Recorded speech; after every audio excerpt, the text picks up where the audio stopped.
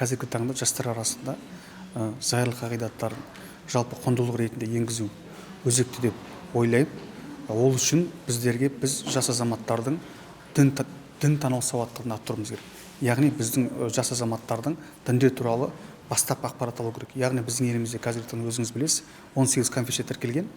Солардың қызметі, болмаса жалпы әлемдегі діндер туралы ақпараттарды ең болмаса бастапқы деңгейде ақпараттарды біліп жүрсе деген ойым бар. Сол арқылы біздің жас азаматтардың жалпы әртүрлі сенімге, оның ішінде басқа да діни бірлестіктерге деген өзінің ұстанған діни сенімнен басқа да діни сенімдерге деген құрметі, оған деген өзара түсіністігі қалыптасады деп ойлаймын. Яғни біздің жастарымыз жалпы өздерінің осы өзекті қазіргі замандағы қажетті сауаттылықтардың ішінде айтамыз ғой, медиа сауаттылық бар, қаржылық сауаттылық бар, құқықтық сауаттылық бар, соның ішінде осы дінтану сауаттылықты қосу керек деп санаймын.